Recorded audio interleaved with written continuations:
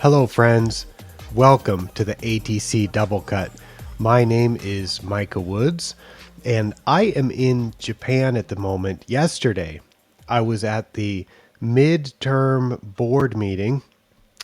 It's a multi-day meeting. I attended day one, a midterm board meeting of the International Turfgrass Society.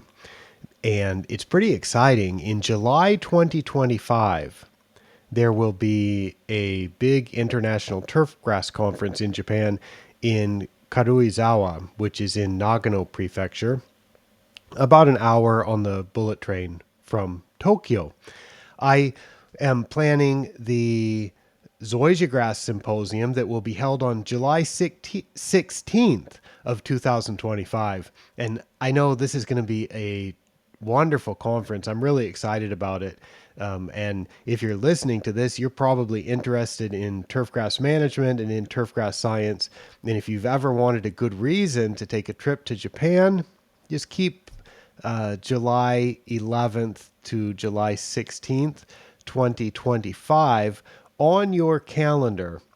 And stay tuned to hear more about this conference that's put on by the International Turfgrass Society. It will be the International Turfgrass Research Conference in Karuizawa, Nagano, Japan, in July of 2025. I've attended two of these. I attended in 2005 in Wales, and that was a wonderful conference. And I attended the 2021 conference, which was delayed to 2022 for travel reasons. So it was last July in Copenhagen, Denmark, and that was a wonderful conference. And in 2025 in Copenhagen, for the very first time at this conference, there was a full day practitioner seminar. So what that means is not only for turfgrass scientists, but the conference also had an entire day with information and seminars and presentations that were geared towards practical use of this cutting edge scientific turfgrass research. So it was really good. And that was standing room only. And I expect in Japan that this is going to be a great conference with another great practitioner seminar. That was such a big success in Copenhagen that is going to be repeated again in July of 2025.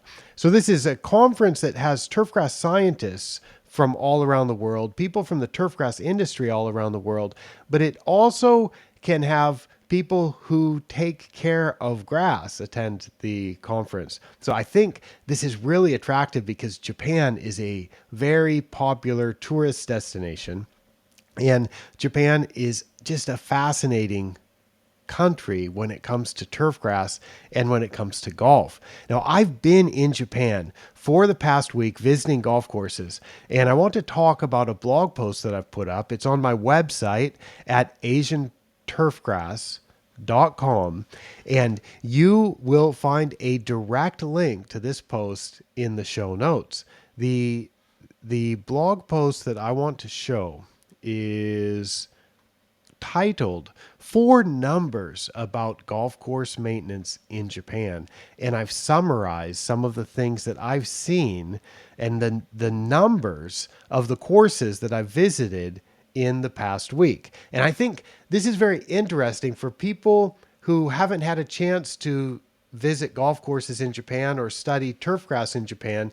It's really interesting to learn. And a lot of people are surprised when they learn just how big the golf course industry is in Japan. And of course, that's a big part of the turfgrass industry in Japan.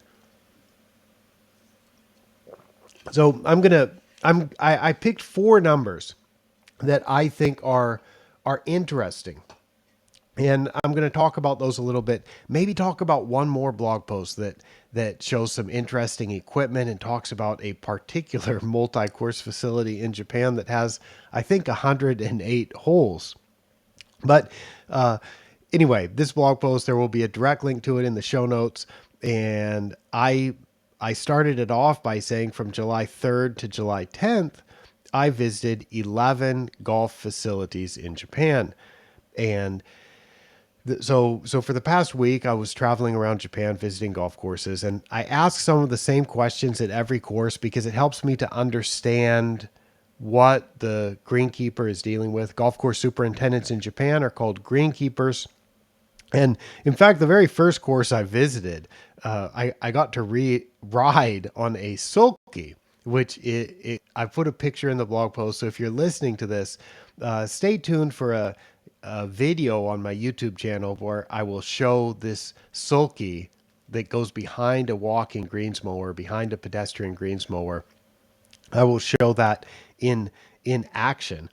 I was a golf course superintendent or greenkeeper in Japan 23 years ago, and we had not a huge staff, so sometimes I would mow greens, and I would go around the course on riding in this sulky. So it attaches to the walking greens mower, and you just drive around. So it's like the greens mower is the horse, and you're sitting in the sulky.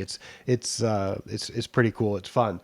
You don't see those so much anymore. What you tend to see is K trucks, which are small pickup trucks or small utility vehicles. And in Japan, instead of pulling the pedestrian mowers on a trailer, it is common to use a K truck, put some wooden ramps at the back of the K truck bed, and then drive uh, the mower up on and have it in the bed. You'll find some videos on my website that show that. So it was really cool to visit a classic course, Ibaraki Golf Club, a 36-hole facility that has a lot of those sulkies, and to find out that the greens mowing staff do go out and use that machine pretty regularly, use that method of transport pretty regularly. So let's talk a little bit about just how big the golf course industry is in Japan, just how many golf courses there are in Japan. The number that you'll often hear for golf courses in Japan is 2,400. And that was the number of golf facilities at the peak, which would have been in the mid 1990s. So after the Japanese economic bubble, there really weren't so many golf courses that opened after about 1995. So the peak number of facilities was somewhere around 2,400, maybe a little bit more than that. And then over the past 25 years, there have been some closures, and I think the number of facilities now is officially about 2,100, or maybe a little bit more than that. But actually, there's more 18-hole equivalent golf courses than that, because in Japan, there are a lot of multi-course facilities. And one of the reasons for that is because there was so much demand for golf at the time that the economy was really booming, and golf was uh, when it actually was difficult to get a tee time in Japan, which was back in the 1980s, late 1980s, perhaps early 1990s. It would have been hard to get a tee time in Japan, and at those times, if you had a 27 hole facility or a 36 hole facility, you could run more tee times simultaneously, because you can have a 2 tee start or even a 3 tee start. You could have people teeing off each of the nines, and then you just kind of switch them around as they come through and make the turn. And of course, in Japan, it's well known that most golf courses involve stopping for lunch. So you stop for lunch, and that allows the switch of nines as you go around. So you get a tee time for your first 9 holes, and you get another tee time for your second 9 holes, and you find out about that tee time for your second 9 holes after you finish your first nine, and you're going in to have lunch. And then they'll tell you, okay, you're starting in 42 minutes from now at the next at whatever next nine you're playing.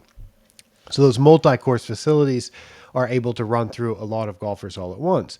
So anyway, I was looking for some data on this, and the most recent data I could find was the R&A's Golf Around the World report from 2019. I haven't seen a more recent one. There may be one. They had been doing these every 2 years, so I may be a couple years behind. But as of 2019, Japan was listed as having 45,684 golf holes. So that works out on 18 hole equivalents to be 2,538 18-hole equivalents. So that is a lot of golf. And to put that into context, comparing to some countries that you may be familiar with, like England and Scotland combined have 40,041 golf holes. So Japan has more than 5,600 more golf holes than England and Scotland combined. In fact, to express how much golf there is in Japan, you can combine England, which is a big golfing country, Scotland, which is a big golfing country, and New Zealand, which on a population adjusted basis is a very big golfing country. There's a lot of golf in New Zealand. So you combine New Zealand, England, and Scotland, the home of golf, and you get about the same number of golf holes as you find in the country of Japan. So Japan's got 45,684 golf holes. And in all those countries combined, England, Scotland, New Zealand, it's 45,855. Very, very similar. So I think it's pretty cool. I mean, it's cool to find out just how much golf there is in Japan. And I'm often reminded of it. Every time I visit a golf course that I've never been to before.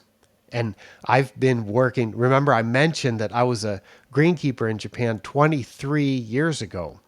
So I lived in Japan for a year. And then after I finished my PhD research at Cornell University, I started the Asian Turfgrass Center. And that was back in 2006. And so since 2006, I've been coming to Japan a lot. Sometimes it's about it had been about once a month, and then it was about 6 times a year, and then sometimes it's 8 times a year. And yeah, I'd spend 2 or 3 months a year in Japan, sometimes spend 4 or 5 months of a year in Japan. And a lot of that time involves visiting golf courses. And so I think, over the years, I've visited hundreds of golf courses in Japan.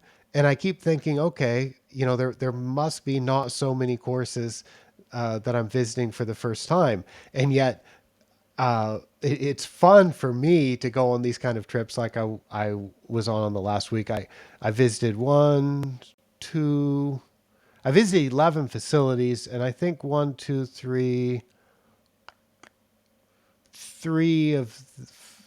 of them I visited for the very first time. So when I visit golf courses for the first time, I'm just reminded of, wow, there's a lot more for me to see and learn here.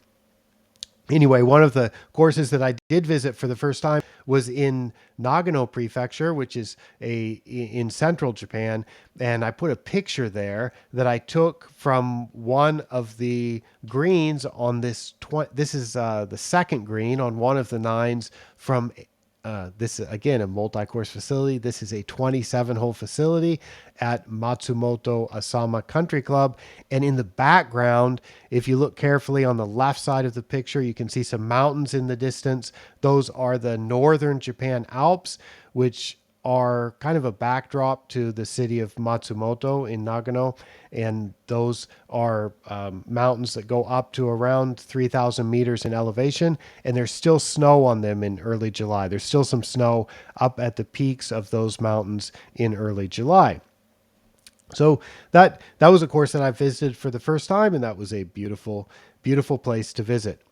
So we'll get right to the meat, to the heart of this particular blog post that I'm giving the double cut treatment, the number of holes. So I summarized what I visited because I asked the greenkeepers at each golf course how many holes, or I mean, you just kind of know I'm visiting this golf course, and you check it out and say, is this a 18-hole facility, a 27-hole facility, a 36-hole facility? What are we visiting today? And on this trip, because it was so, I was visiting a lot of places that were far from major cities. It was kind of out in some more rural parts of Japan, or parts of Japan that are away from Tokyo, Osaka, Nagoya, Fukuoka.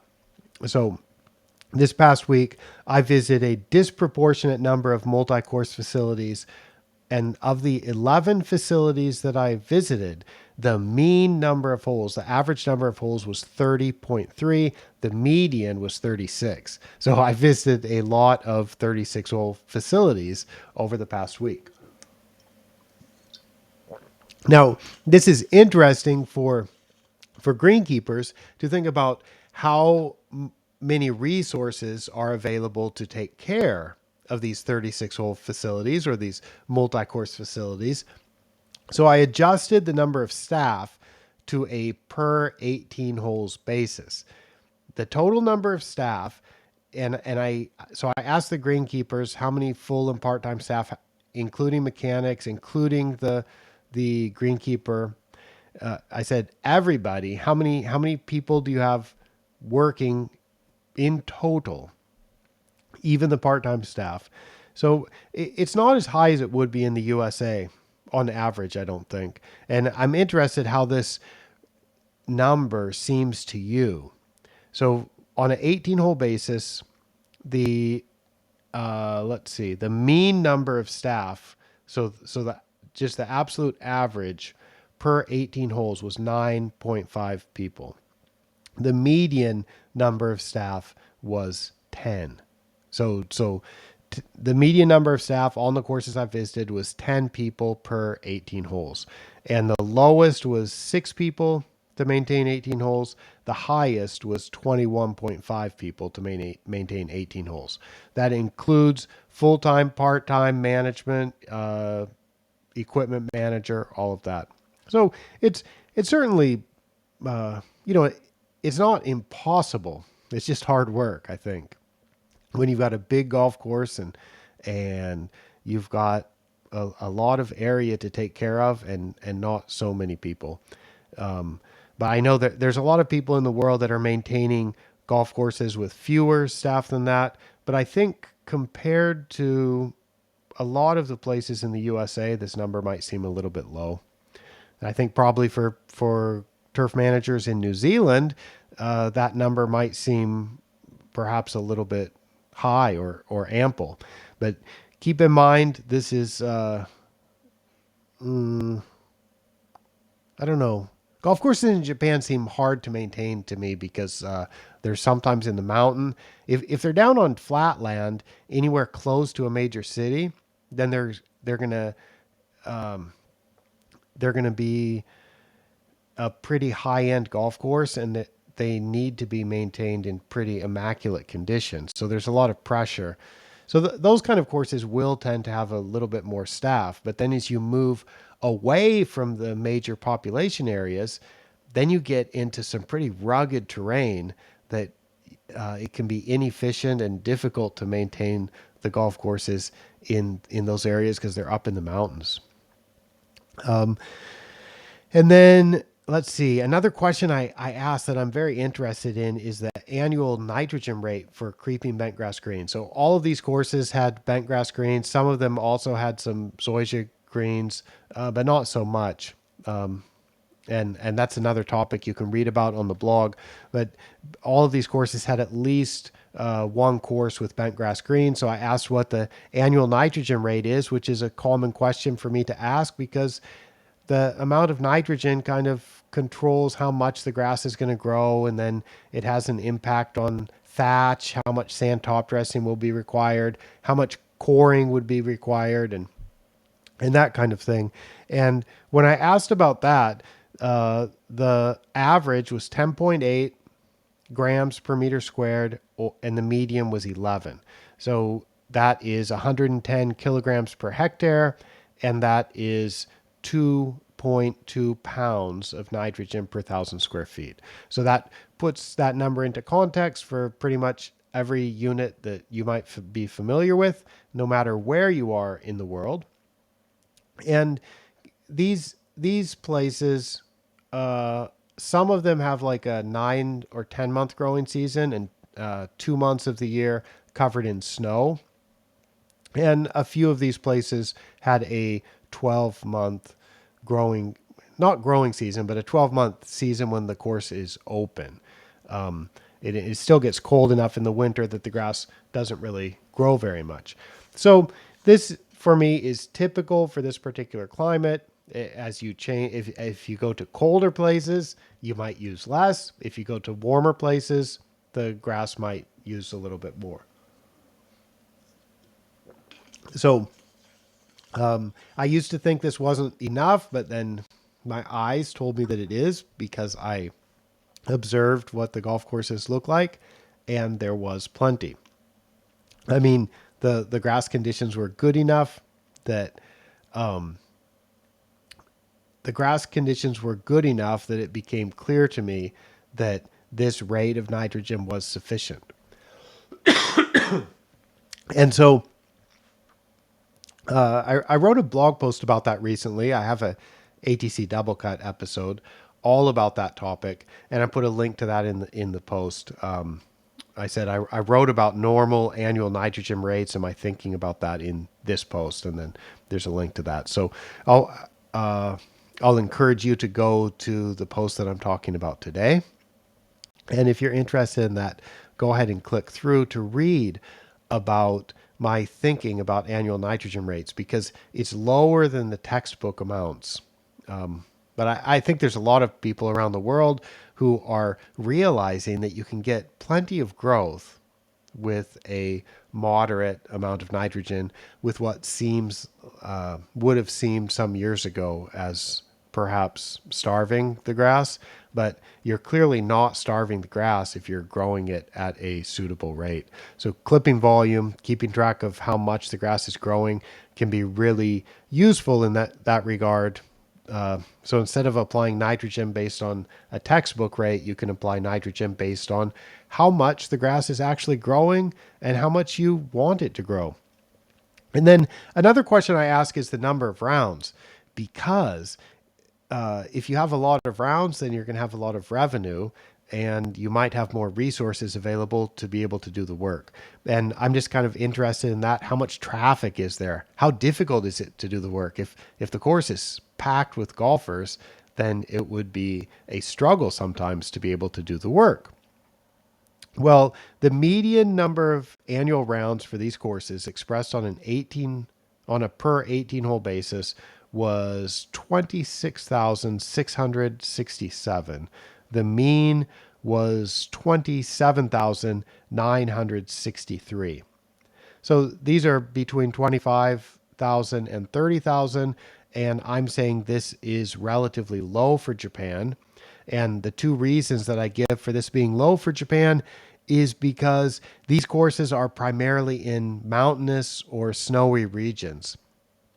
I mentioned that they were open about 9 or 10 months out of the year for the most part. There were a couple I visited that are open year round, but most of those courses, more than half of them, are closed for the winter months when the course is covered in snow. And then also, because they're in snowy areas, they're far from major population centers, so you just don't have the demand for golf. You don't have so many people like you would in Tokyo, which is the world's largest metropolitan area, or Osaka's big, Nagoya's big, Fukuoka's big, Sapporo's got a lot of people. So when you get farther away from these large population centers, you tend to see the rounds go down a little bit. So I'm still in Japan, and I'm going to be visiting a lot more golf courses over the next upcoming week. And the courses that I'm visiting in the upcoming week are more in the Tokyo, Osaka, Fukuoka corridor. And I'm going to be interested in how the numbers compare when I check what the rounds are, the number of staff, the annual nitrogen rates, and so on. I may update this blog post or write another one and come back and tell you in a week or two what I find and see if my reasoning is correct. So that is the post that kind of gives a summary of the last week with some interesting numbers about what might be different about golf course maintenance in Japan compared to where you are, or some things that might just be interesting, or that might be the same about golf course maintenance where you are. So that is this post. I'm going to look up one more, which is about a golf course. Well, it's about a trip I took some years ago where I also noted that there were some multi-course facilities in Japan. That post, which I'll put a direct link to in the show notes, that post has a title, Rolling Multi-Course Facilities in Japan and the Best Zoysia Course in the World. That was a fun post for me, which I wrote. That was also a 1 week report, and that was on a long trip to Japan. That was back in June of 2012, I think, maybe late May, early June of 2012. And one of the interesting things that I noted on that trip was a cool kind of roller. Now, you are probably familiar with lightweight rollers, but they tend not to be self-propelled. Although, is it Salsco that made one recently that is self-propelled? I think they did. Anyway, there's a mower that you can, sorry, a roller that you would sometimes see in Japan that was made by Asahi, I think. I don't think they're in business anymore. I've got some videos of this from my YouTube channel, and this roller goes across the green, and it's, one of those side-to-side rollers, and just like a True Turf roller or a Toro roller or that kind of thing.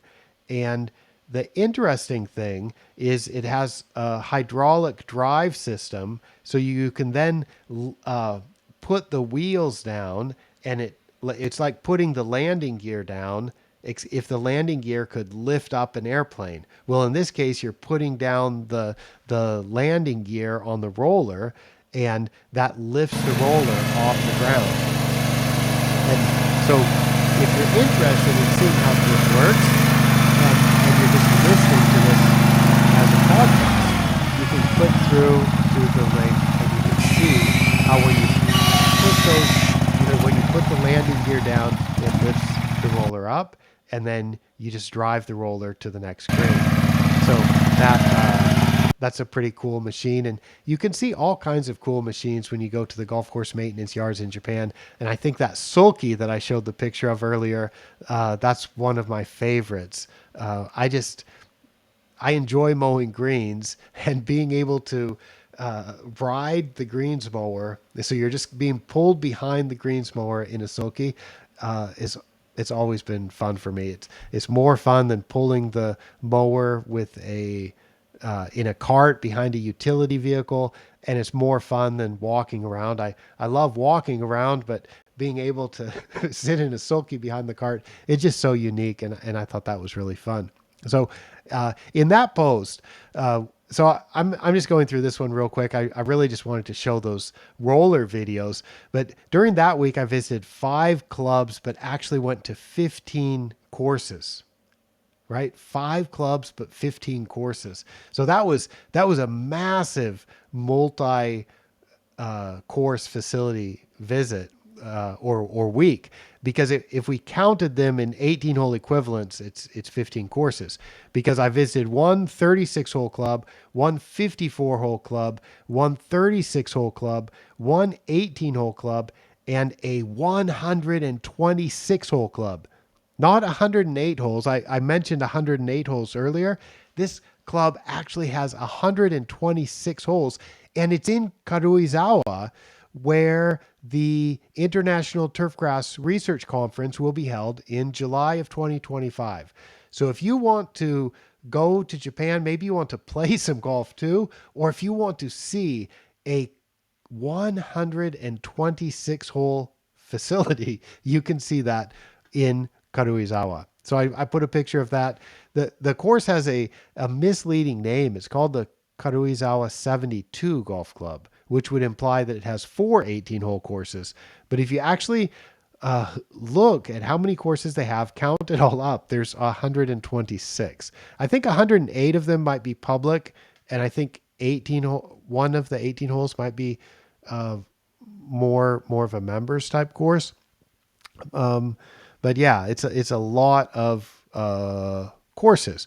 And then also in this blog post, I mentioned the best Zoysia course in the world. That, of course, is the Fuji course at the Kawana Hotel. So I put a few pictures.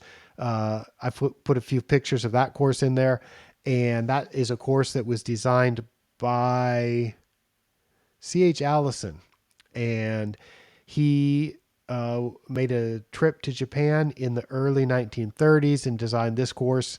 And it is just stunning. It's on some beautiful land.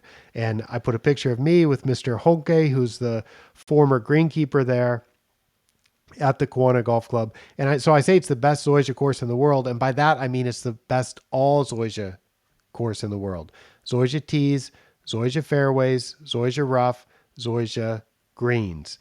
And it's often ranked about number 45 or 50 on the world top 100 ranking. And that's a course that's very photogenic, so you can check that out. And also, if you come to Japan for the conference, you may want to go play that golf course and see what Zoysia greens are like, and see what one of the best golf courses in Japan looks like. Okay, I will stop sharing that screen and come back to just me. And I I think you can probably tell that I'm a little bit excited about the upcoming conference, and I think golf in Japan is pretty cool, and I think golf course maintenance in Japan is pretty cool. Golf course maintenance anywhere in the world is really interesting. Turfgrass management anywhere in the world is really interesting. And because of Japan's climate and because of just the density of golf courses, the the I was looking at Ireland. Ireland, if you look at Scotland, England, Scotland, England, and Ireland together, they've got maybe 2,000 more golf holes. Not courses, but something like 2,000 more holes than Japan. So it's still like within 5%. So they've only got like that. Ireland is a major golfing country also, with all kinds of golf courses. And so if you add Ireland, England, and Scotland, they'll have like 5% more golf holes than Japan does. But if we use New Zealand instead of Ireland, then we are pretty much equivalent. That's a lot of golf courses. And I know when I travel in England or in Scotland, or last year I had a chance to go to New Zealand, there's golf course after golf course after golf course. And in Japan, if you're just going to the major tourist areas and not getting out of the cities and not getting out to where the golf courses are, you may not realize how much golf is in Japan. But there's a lot.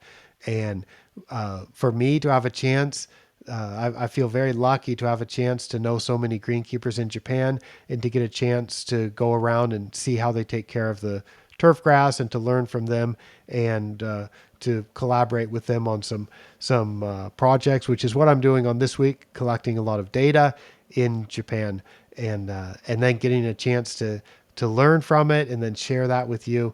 That is a real treat for me. All right, I won't take up any more of your time, and I have some other things to do also. So I will sign off now, and of course, with the usual promise to be back again soon with more interesting turfgrass information. Thanks for listening for ATC from Kashiwa, Japan. I am Micah Woods. Bye-bye.